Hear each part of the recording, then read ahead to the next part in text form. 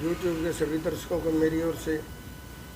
व हमारी पार्टी राष्ट्रीय जनहित विकास पार्टी की ओर से देश की प्यारी जनता के चरणों में कोटि कोटि नमन। और आज फिर इसी जनजागरण अभियान के तहत जो मुद्दा ये है कि अच्छी सोच के जो लोग हैं राजनीति में तो आना चाहते हैं, लेकिन उनको एक डर है, कहीं भय उनके मन में होता है कि अगर मैंने चुनाव लड़ा, अगर मैं हार गया तो लोग क्या समझेंगे। ऐसा है, मैं उन सभी जो देश प्रेमी और जो देशभक्त साथियों से कहना चाहता हूँ कि एक हार कोई आपकी ज़िंदगी को रोक नहीं सकती, या एक हार के साथ ज़िंदगी कहीं समाप्त नहीं हो जाती। जिसके भी इरादे मजबूत हों, हौसले बुलंद हों, उसने बड़ी से बड़ी जंग को जीता है, बड़ी से बड़ी लड़ाई को जीता है। और जहाँ तक सवाल है कि राजनीति में मैं तो जिस भी साथी को सच्ची समाज सेवा के लिए देश और समाज को बचाना चाहते हैं, तो आप डर के भय से आप राजनीति मत आइए। जीत का संकल्प लेकर एक जुनून के साथ लोगों का दिल जीत कर, चुनाव तो कितनी ही बार कितनी पार्टियां और कितने नेता जीतते हैं, लेकिन जो लोगों के दिलों पर चढ़कर राज करता है, सर चढ़कर जिसका जादू बोलता है, असली राजनेता वही है। तो मैं तो यही कहूँगा कि आप किसी प्रकार का डर ना लेकर एक सही मायने में लोगों के साथ, देश की जनता के साथ आपका समन्वय व तालमेल बिल्कुल सही हो, और आप उनके सुख दुख में हमेशा भागीदार बने रहें। और आप इस डर के साथ भी राजनीति में आने से मत चूकें कि करोड़ों करोड़ों रुपए लगते हैं। ये किसका हुआ खड़ा किया हुआ है? ये जो आदमी पैसे के दम पर चुनाव जीतते हैं, देश की जनता को ये समझते हैं कि सब कुछ बिकाऊ हुए और हम ये हमें वोट दे देंगे, जैसा कि अक्सर ये कामयाब होते हैं। बगैर काम करे आपको झूठे प्रलोभन,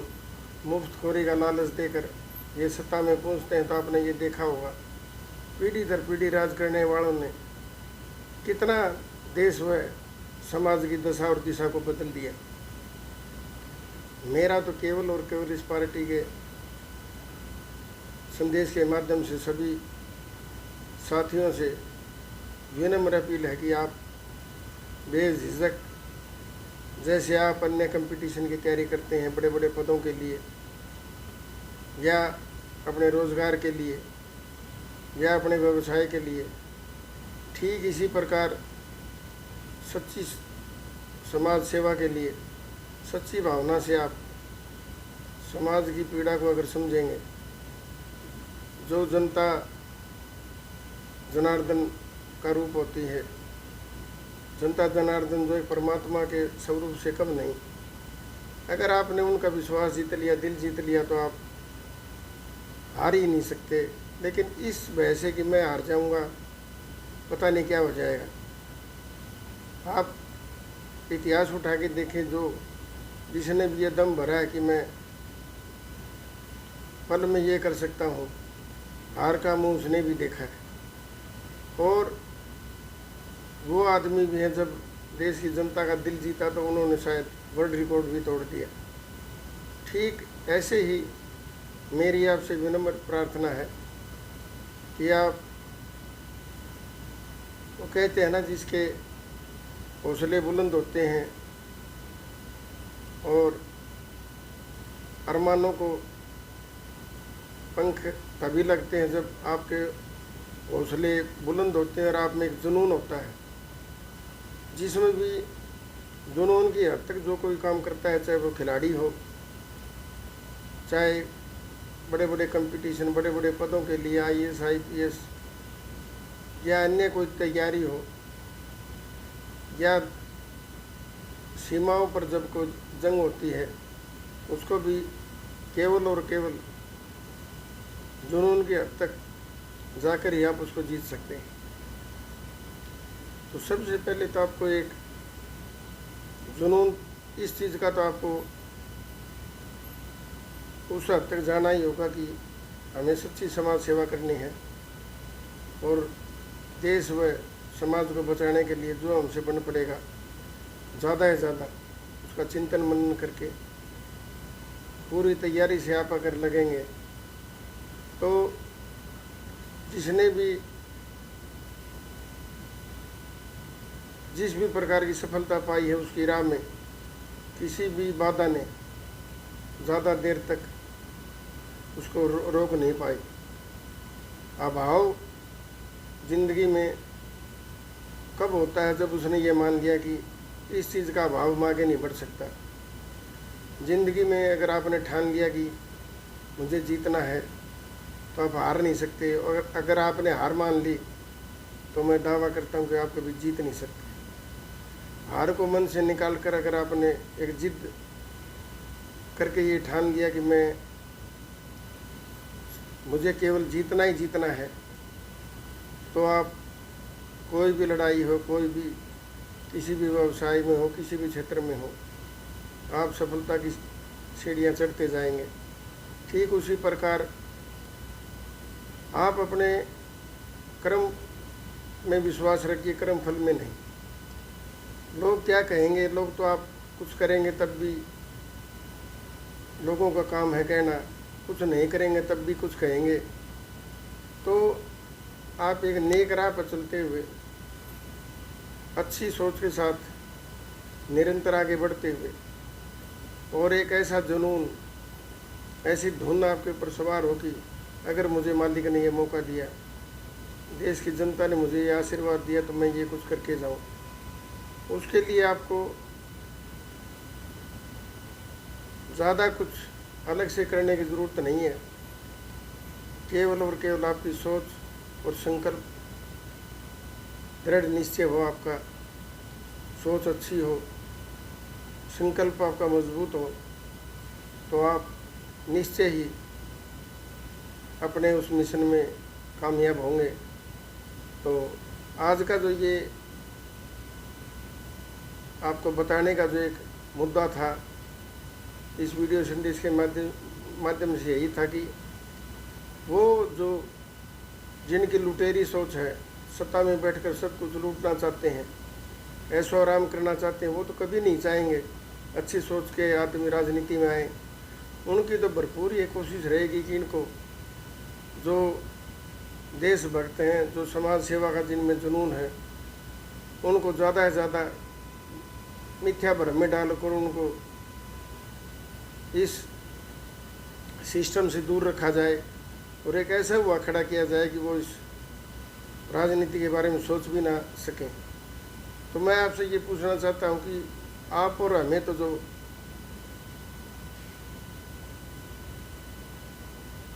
हम राजनीति से स्वयं ही दूर रहते हैं, वो गीता में एक संदेश है कि जुल्म करने वाला तो पापी है ही, लेकिन जुल्म सहने वाला उससे भी बड़ा पापी है। अगर हमने इनको लुटेरी सोच को और जो भ्रष्ट सिस्टम को जो बढ़ावा देने वाले, चाहे वो राजनीतिक पार्टियां हों, चाहे वो राजनेता हों, अगर उनको इसी प्रकार आज़ादी से हमने इस देश को लूटने दिया और भ्रष्टाचार करने दिया, तो आने वाली जो हमारी पीढ़ियां हैं वो हमें ही नहीं, सदियों सदियों तक इस बात को कोसेंगी कि काश हमारे पूर्वज विवेक से काम लेते। क्योंकि जब कोई सोच, भ्रष्ट सोच, जब कोई भी, चाहे वो भ्रष्टाचार का मामला हो, चाहे ज़्यादा से ज़्यादा धन अर्जित करने का, तो उसकी एक सोच बन जाती है कि मैं किस प्रकार ज़्यादा से ज़्यादा धन इकट्ठा कर पाऊँ। तब वो भूल जाता है कि मेरा काम क्या था, मुझे क्यों ये जिम्मेवारी सौंपी गई थी, और वो उस जिम्मेवारी और कर्तव्य को एक दरकिनार करके केवल और केवल उसका ध्येय ये हो जाता है कि मैं इस राजनीति के माध्यम से तमाम ऐशो आराम को भोगूं और जनता जाए भाड़ में। तो मेरा देश की जनता से और उन तमाम युवा साथियों से, भाई बहनों से ये अपील है कि आप डर की जो आप में एक सोच है, डर का जो एक भय है, उसको निकाल कर देश हम कैसे बचाएं, समाज हम उन्नत कैसे बनाएं, देश खुशहाल कैसे हो, समाज में भाईचारा कैसे कायम हो, ज़्यादा से ज़्यादा जो देश टेक्नोलॉजी के क्षेत्र में, हर क्षेत्र में कैसे सिरमौर बने दुनिया का, इसके लिए हमें सोच रखते हुए खेलों में, टेक्नोलॉजी में, व्यापार में, कला में हमारा देश पूरी दुनिया का सिरमौर कैसे हो। अच्छी सोच होगी तभी हम कुछ सोच पाएंगे, वरना तो पैसे के दम पर जो अब तक ये जो जितने भी पार्टी बनी हैं, जब चुनाव में उस पार्टी से देखते हैं कि उसके प्रति नकारात्मक सोच है तो दूसरी पार्टी का दामन थामते ही वो ऐसे पवित्र हो जाते हैं जैसे गंगा में नहाकर आदमी सब पापों से मुक्त हो जाता है। लेकिन मेरा तो केवल एक ही कहना है कि देश की जनता से देश सर्वोपरि है और देश सुरक्षित होगा तभी हम सुरक्षित रहेंगे। जितनी भी बड़ी बड़ी सेलिब्रिटी हैं उनको, चाहे वो खेल के, कला के क्षेत्र में, अभिनय के क्षेत्र में, जिस भी क्षेत्र में किसी को हीरो बनाया है केवल और केवल देश की जनता ने, चाहे वो व्यवसायी हो, चाहे वो राजनीतिक हो, चाहे खिलाड़ी हो, चाहे बहुत बड़ा अभिनेता हो। तो उन सब की जिम्मेवारी बन जाती है कि